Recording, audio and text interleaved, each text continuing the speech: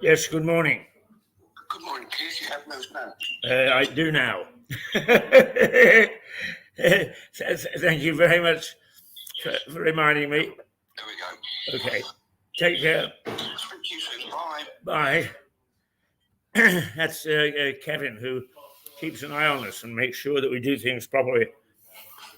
Of course, God bless him, he's absolutely faithful in making sure that we do things by the book. And it's nice to have people associated with you, particularly since Kevin has been around Lewis for a long time. And quite often, for instance, Promise in the Paddock and that sort of thing is all the sound stuff is handled by Kevin, who understands these things much better than I understand them, I assure you. I'm just a talker. Yap, yap, yap. He's making sure that the talk can be heard. So there we are. It's a good start to the day. Not a bad day. Oh, I suppose you'd like to know what the weather is. Yeah. Okay. Oh, my goodness me. Oh, that I hadn't expected. Today is going to be 17 degrees. Down almost 10 degrees from earlier in the week. 17, that is cool. Light rain showers and a moderate breeze. So we can expect some water from the heavens this morning. But that, what's it going to be like for the rest of the week? Tomorrow, it'll be back up to 19. We'll still have some scattered showers. Friday, I'm afraid, is looking very dour and down to 18. Saturday and Sunday. Sunday? Yeah, both down to 18. So not a great weekend to look forward to. But tomorrow, of course, is voting day.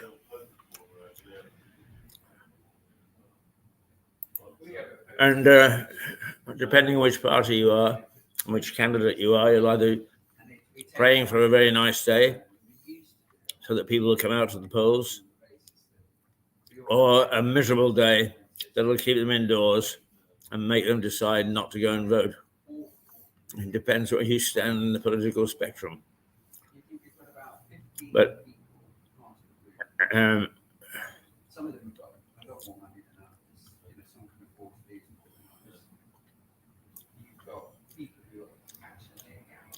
dry mouth.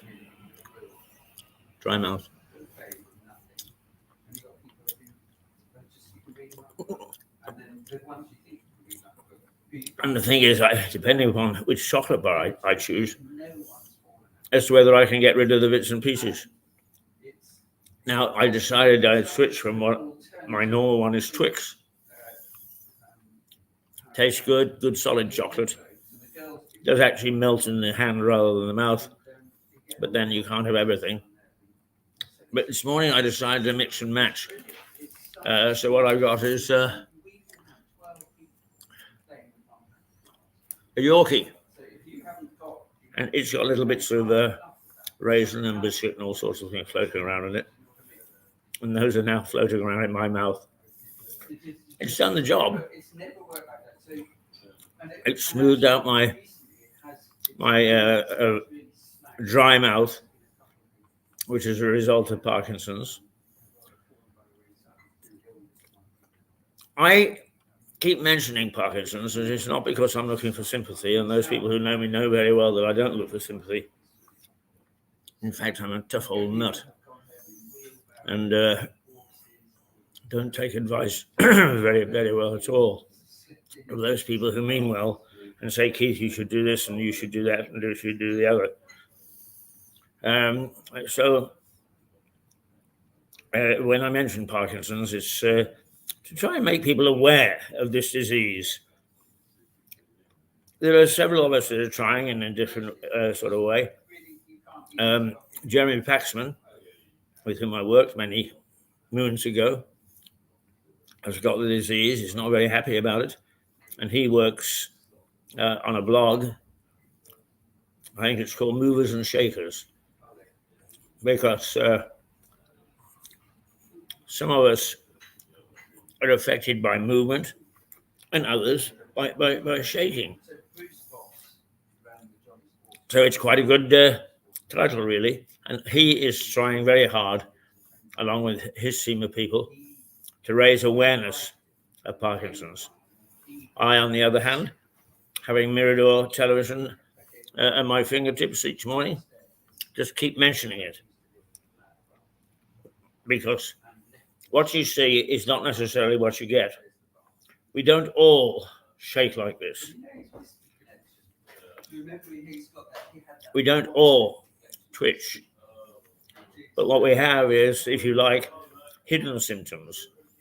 The mouth, we drool. We get tired very quickly. Lots of things which are not evident and not manifest. The only thing that with me is, and I hate it, is I look like an old man shuffling, because what it is affected with me is my walking. I can barely walk and I can barely stand.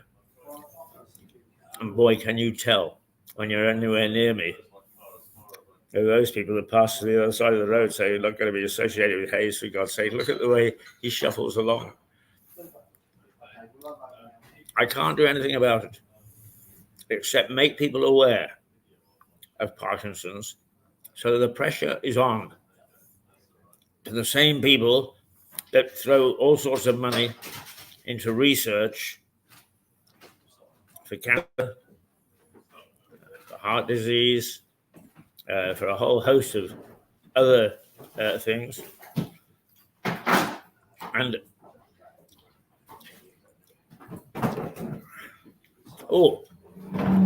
now this is exciting. Are you the chimney sweep? Yeah. Oh, come and say hello. Right? Now, as you know, what we do is we keep going even though things are going on around us. And this man here is here to sweep the chimney. Yeah. Right. That's one of two, Keith.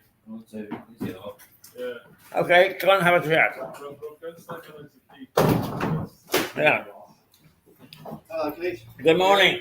Good morning. How you doing? All right. Nice to meet you. Now, I'm not getting married, so I don't need you to go with me on the thing over the shoulder. But now, in some ways, because we got all these radiators and so on, you're a rare beast. Well, dying trade, they say. Right now, what do you do when you come in here? What do you do? Tell us what you do. Well, we're doing traditional. I think there will be a brush that will go up a chimney. Right. Unfortunately, this one has got a rotating Bend down a bit, so because you're a handsome character and people must see you. Yeah. So brush goes up. Unfortunately, this one you won't get the full Mary Poppins moment because it won't pop out the top. Dear. There's a cowl on top. You left her at home. Sorry? You left her at home. Left her at home. Oh, yeah. What's your name? Rob. Rob. And what's the name of your company? South Down Street. South Down Street, right. Now stick that in your mind if you've got anything that needs a brush up a chimney, right? And this one, gets a bit of love. Can get tarred up, this one, so we have to do a bit of work on this. Right. You get soot out. There will be lots of soot out of this one. Right. Do people still buy it for their gardens? No, not so much. Yeah, it's a lost art, that, isn't it? It is, yeah. Old form of fertilizer. Now, I go to church occasionally. Do you want me to try and sell it to potential brides? Don't do weddings, Gary. Oh, you don't do it? Oh God. He's restricted. Enough, as it is. He's exclusive. So get your bid in now, quickly. That's it. So who are we talking to? Well, strangely enough, we're hybrid. Although we're located in Lewis, we've got an audience here. Right. But the other morning, we got a little note from Uzbekistan. Wow. And we got somebody from Patagonia. Wow. But we do have, quite seriously, we have audiences around the world. Fair enough. But we do have a fair number of people in Lewis, yeah. Well, I mainly do Lewis and the surrounding areas, Patagonia, not so much. No? No. Okay, and in Patagonia, find your own suite. This is our guy. Right, better crack on. Yes, okay. There will be some noise. Okay, we'll try hard to put a recording on while you're making noise. You go ahead. Don't let us stop you. Okay. There we go. A rare beast, a chimney sweep. And you got the name of the company. So if you need a chimney swept, that's what you do. Let's quickly try and go through the headlines then, because we may have to go to a recording.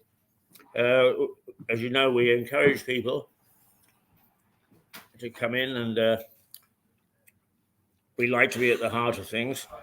But what we don't want is to make sure that you see our lips move and you can't tell what's being said. So let's do that quickly, shall we? Let's.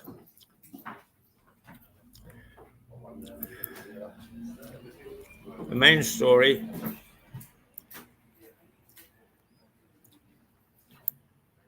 is that Boris has come charging in. Now, the Daily Telegraph, Johnson, it's not too late to stop Labour. A late intervention in the election campaign, and indeed a late one because tomorrow is voting day, by former Prime Minister Boris Johnson leads a number of the papers. The Telegraph says Mr. Johnson made a surprise appearance at a rally last night and told the audience it was not too late to draw back from the brink and stop Labour forming the next government. It adds that Mr. Johnson previously blamed Prime Minister Rishi Sunak for aiding his 2022 downfall by resigning as Chancellor. But the two buried the hatchet to put the Conservative Party first. Well, can't blame them for that. The Times, Johnson, big Labour win, is pregnant with horrors. The Times says Mr. Johnson warned that a Labour landslide was pregnant with horrors and described Reform UK leader Nigel Farage, who last month drew criticism for suggesting the West has provoked Russia's invasion of Ukraine, as a Kremlin cruise crawler. The paper says that Mr. Johnson has been expected to sit out the campaign, calls the appearance a last-ditch attempt to win back disaffected Conservative voters. Well, now, I've always, strangely enough, supported Boris, despite the fact that he's a very odd character. And a lot of what he's done goes against convention. But I'm not very happy when he has a go at Farage. Oh, he can have a go at Farage. That's politics. When he joins this thing as a Kremlin crawler, that is rubbish, and they know it. The politicians know it. They know that we have provoked Russia. Not that it needed much provoking, but we have. There was an unwritten agreement that NATO would not go into border countries. And we've done exactly that. Where we haven't gone in, we've trained NATO troops on the ground. I'm not saying he's right or wrong. But Vladimir warned all our chaps, all our leaders. I'm going to get very upset if you do that, because he sees the sovereignty of the Russian Federation threatened. And if he sees it threatened, then he's going to strike back. We knew what we were doing. And now, on the hustings, we're trying to pretend that we didn't. And that's dishonest. I don't want dishonest politicians anymore. I've had my fill of them. And they have done nothing to make life better for me. And for that matter, for most of the people around me. So, if you're going to intervene with positive things, Boris, and not the old standby of him, her. The Daily Mail. Boris and Rishi unite to stop Starmageddon. Mr. Johnson and Mr. Sunak decided to bury their differences and unite to try to stop Starmageddon, according to the headline in the Daily Mail. The Daily Express. Rishi, your vote counts. Your voice counts. Please use it wisely. The Daily Express says Mr. Sunak has launched an impassioned appeal to its readers, telling them, your vote counts, your voice counts, please use it wisely. Well, if you'd have used your time at the helm wisely, Rishi, instead of living in the Westminster bubble, like many of your predecessors, you wouldn't be making that appeal now. The Guardian, it has to find something odd. Backlash over anti-Semitic Tory attack on Starmer. The Conservatives are facing a backlash after criticizing Labour leader Sir Keir Starmer for saying he would try to spend Friday evening with his family after he won the election, according to The Guardian. The paper reports that Sir Keir, whose wife is from a Jewish family, said it should be blindingly obvious that a Friday night is quite important in some religions, adding some have described the intervention as insensitive and with anti-Semitic undertones. Oh, God. They clutch at straws, don't they? They clutch at straws. I don't notice anybody saying anything similar about a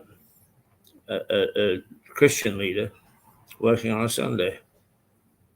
Oh, dear me, no, it's not fashionable. Mirror. 14 years of hurt, he says. It never stopped us dreaming.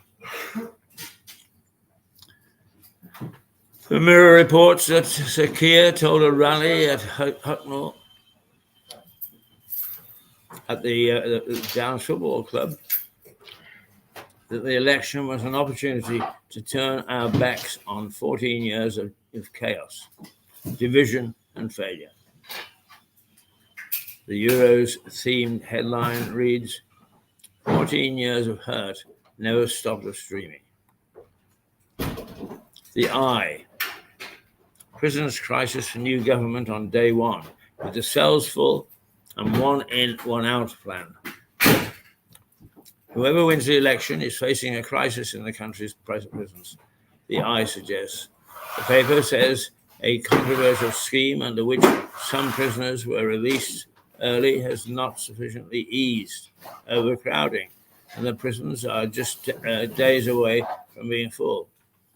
It says a contingency plan, never previously used, could see the introduction of a one in, one out system, and inmates driven around the country to facilities with free cells. Oh dear. The Star. Is it going to make us grin this morning? Kim Wilde. I'm backing Binface. The Daily Star reports that pop singer Kim Wilde has joined it in endorsing electoral candidate Count Binface, who this year is standing against Mr. Sunak in the Richmond and North Allerton constituency. The paper describes the candidate as the sanest politician in Britain. Well,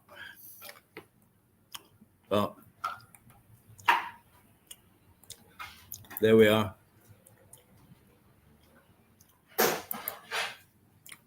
Those are the front pages. But let's urge you to go out and vote. Not urging you to vote in any particular way at all, but just exercise your vote. Believe me, when you don't have a vote, you feel really disenfranchised. What? My one vote won't count, you say? There are 20,000 of you in the country didn't vote. It would certainly swing the election in a different direction. Vote. Use your franchise. Vote. You should have a little card that came in out of the mail or through the front door telling you where you vote. And I think that you could a couple of phone numbers where you can call if you need a ride or some way to get to the polls. Don't forget, try and take something along that proves who you are. That's something new, but nonetheless, I can understand why. Impersonation is what it's called, is where you pretend, somebody pretends to be another person just to get an extra vote or a vote instead of, is widespread. That's why the checks. And also try to swing it so that you vote multiple times. People are up to all sorts of tricks, and they have to be stopped and they have to be cared for. But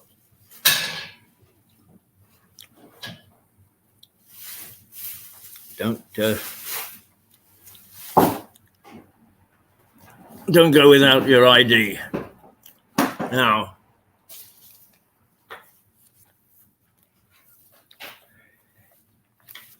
there's a story on the front page of the Times which caught my eye this morning. Too much TV could be the tipping point. It's the WFH jobs, but I don't know what WFH is, and I don't care. But apparently bosses look away now. There's 82% of staff working from home, which is an awful lot of people, admit to watching television while on the job. So when you've been calling some of these call centers, which are actually somebody sitting in their own front room out of the corner of their eye, they've been watching Coronation Street or whatever. And it's more than 2 hours a day average, according to a survey. A survey of more than 2,000 hybrid workers found that Generation Z, Gen Z, aged 18 to 24, were most likely to watch television during the working day, with 91% admitting they tune in. Men also watch more than women, with male staff racking up 19 more minutes a day on average.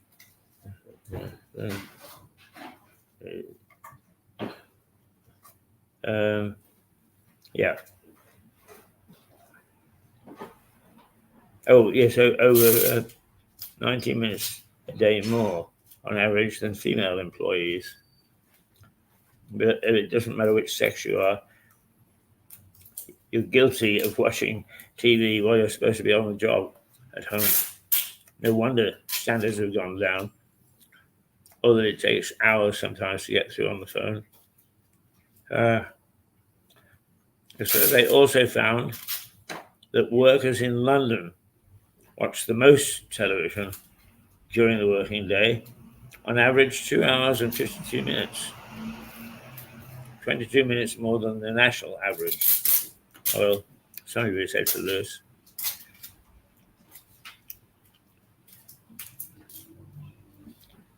Nearly half of those surveyed regularly use streaming services, such as Netflix, while working remotely. However, the most popular individual shows were on scheduled terrestrial TV. Oh, well, there you go.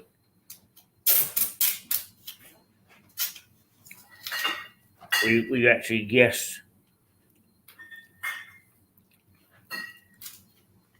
that a lot of the hold-ups and backlogs, where you're 52nd in the queue on the phone, have been because of employees working from home have been doing other things. In some instances, is looking after children. You can't do that and do your job properly. And now the surveys have confirmed, what we've all known really, is working from home doesn't really work that well. It really doesn't. Now you'll talk to people who work from home and they'll say, oh no, it's brilliant. We now find that that's because they settle back to watch a movie on TV or something and probably don't even answer the phone that they're supposed to. Never mind the horses. Never mind that we horses are working away, stuffing our guts out to try and make things work when you're not. What time is it, by the way? Oh, it's 8:29. Almost half past.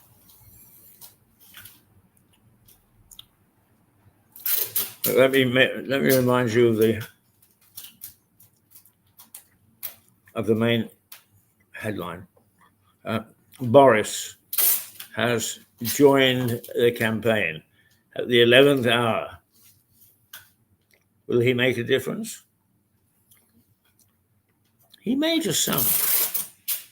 But Boris himself was a very divisive character. And while he's charismatic for much of the country, he's not so much so for those people that work with him. He can be a wild cannon. You can shoot off in various directions. He's more for leadership, using his charisma, than he is for meticulous planning. But the one thing that you could say about Boris is he was a leader. People followed him. he excited people. And the rest of the candidates roaring along at the moment, he's not a candidate, by the way. Those people who are looking and saying, Jesus, I missed that. No, he's not a candidate. But he has joined the hustings. Too little, too late. Don't think it would make any difference, to be quite honest with you. The fact is, we need a cathartic cleaning.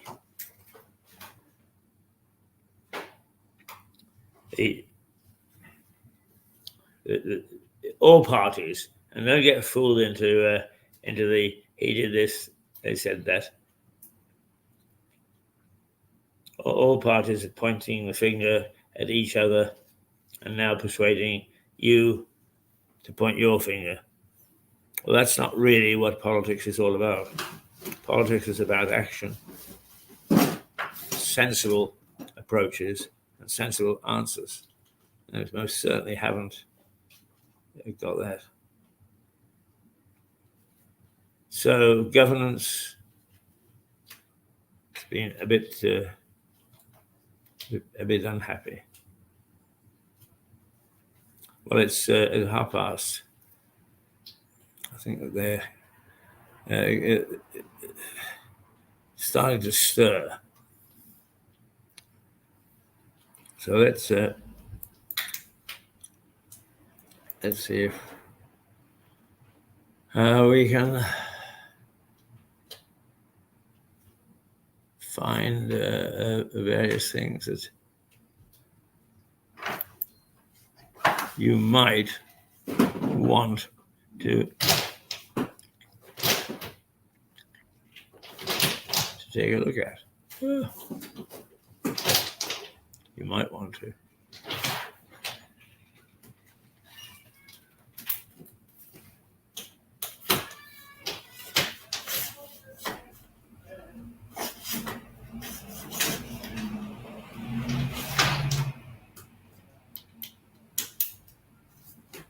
Now, one of the great politicians locally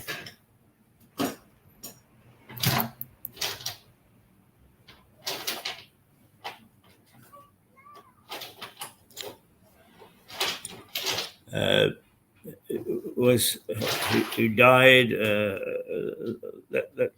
I'd just say a couple of months ago. In fact, he's probably getting on for 3/4 of a year. Stephen Catlin died. But Stephen was very much into local politics. He was a councillor. He was mayor. He was a sitting, whatever we call them, councillors again, I suppose, at all three levels of governance.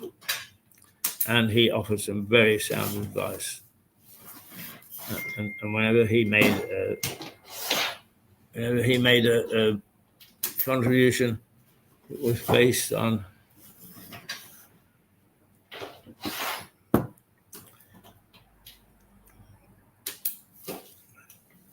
a really deep knowledge of how things work. So Stephen Catlin, and here is something that he used to do on Mirador while he was alive, called Catlin's Corner. Let's see what he was talking about.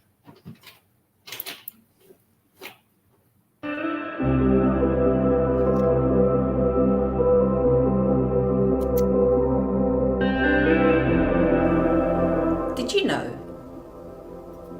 that when we pay for council tax, the price includes special expenses? What are they?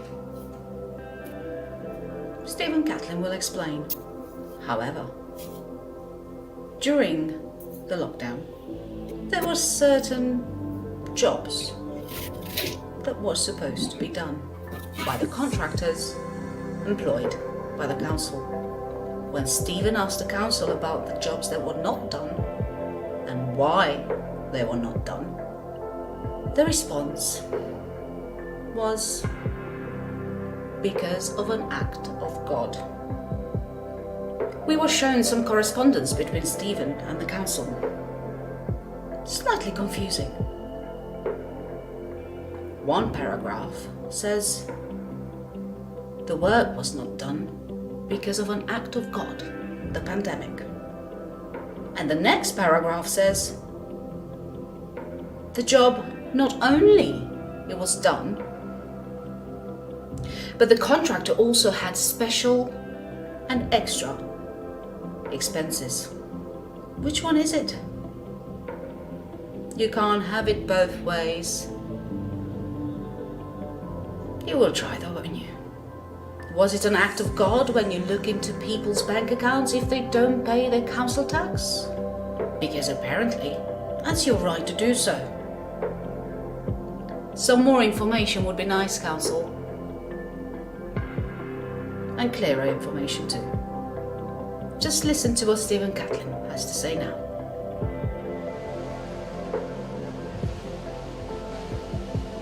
Here we are in Malling, part of Lewes.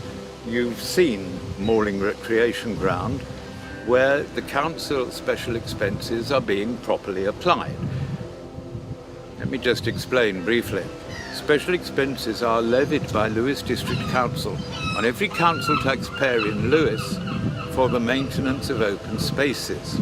They have now got cracking, but it wasn't done in March, April, May or June, although we were still expected to pay in our council tax. What they haven't yet managed to do is this bit, by the river. So it's not quite as an attractive walk as it might be, although of course they may excuse their neglect by saying this is to maintain wildlife. But even so, the dead grass needs, excuse me, let me see who this is. I've got to take this.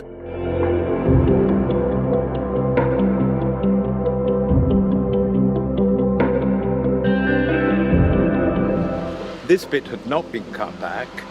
It does need to be done at some point to tidy up the dead grass. But we'll see. The whole point is that we pay every month in our council tax for this groundwork to be done. It was not done in March, April, May or June. And in one piece of land, a churchyard in the care of the district council, the town council actually had to pay to bring someone in to do it because it was in too bad a state. District are saying the contractor is catching up, but nevertheless, we have paid for work that has not been done. I mean, even if the grass was 2 foot high, once it's cut, it's cut. It just hasn't been done when it should have been. And I've had on my council tax about £387 per annum. That is the second lowest.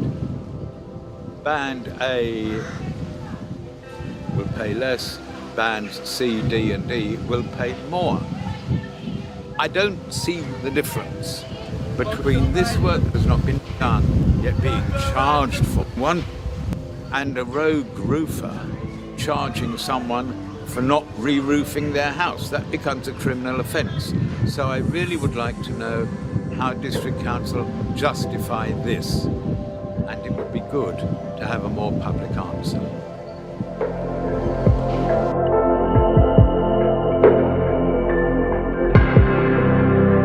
Next, if you can bear holding your breath until we get there, will be the matter of redundancies at Lewes District Council. That's whetted your appetite. See you soon.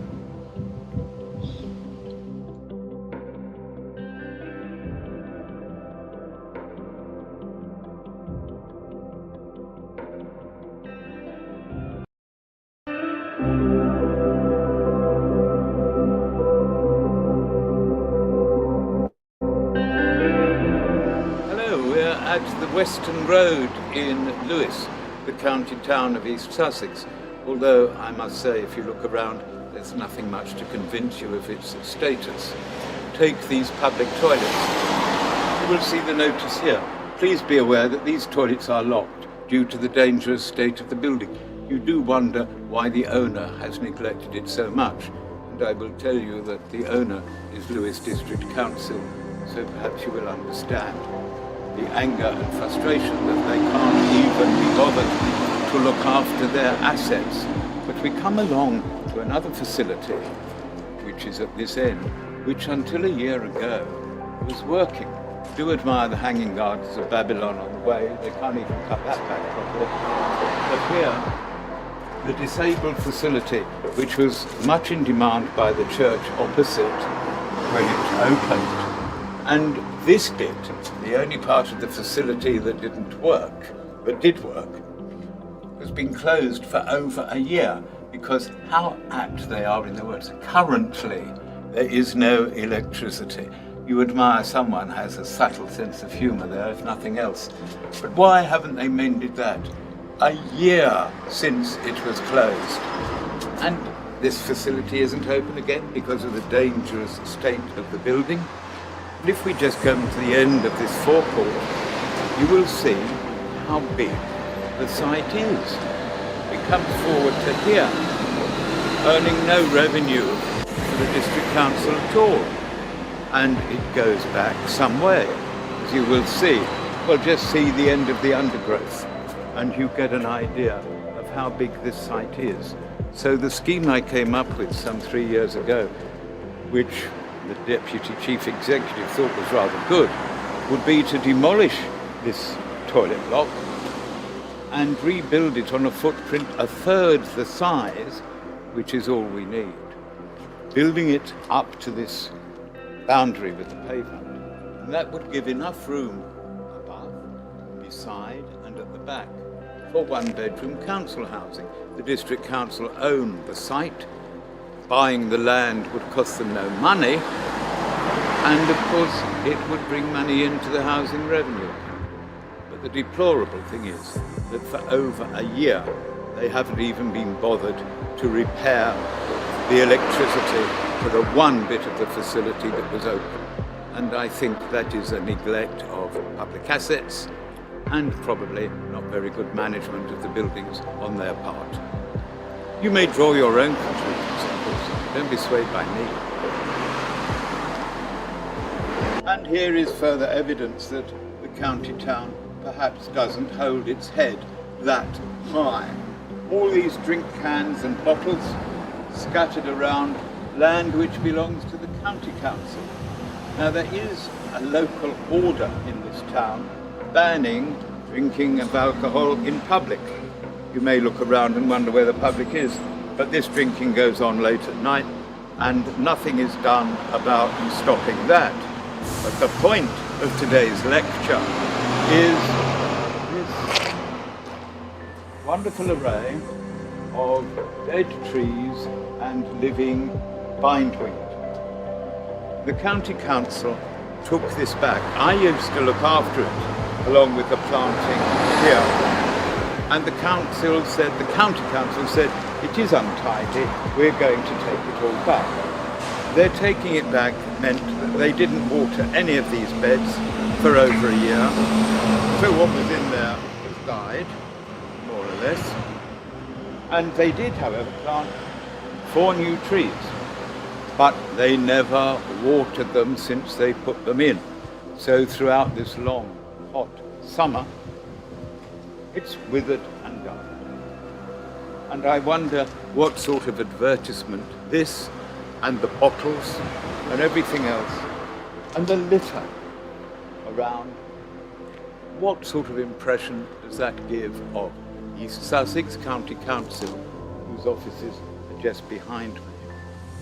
Now I have written to the County Council and said, look, for the cost of 200 quid to get some new plants, since everything else seems to have withered and died, I will continue to look after it at no cost to you at all, because I, unlike you, are proud of this town. They haven't replied to the email, and as far as I know, they haven't responded to the pithy paragraphs which were in the Sussex Express last week.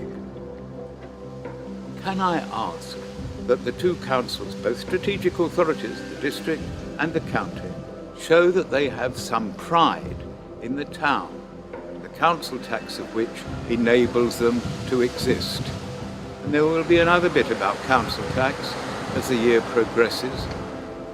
We'll talk about that next. next time. But I hope you will agree with me that even me doing it for nothing would give a rather better result than the careful and studied conservation of dead trees, which is what the county seems only to be able to manage.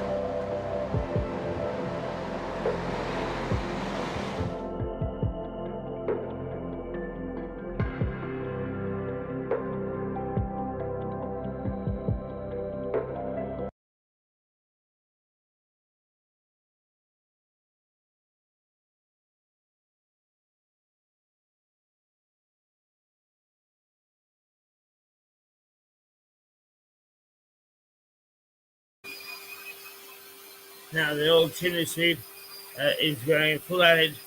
The soot is pouring out of the fireplace, but I think that probably it is for once with us loving to have people working around us.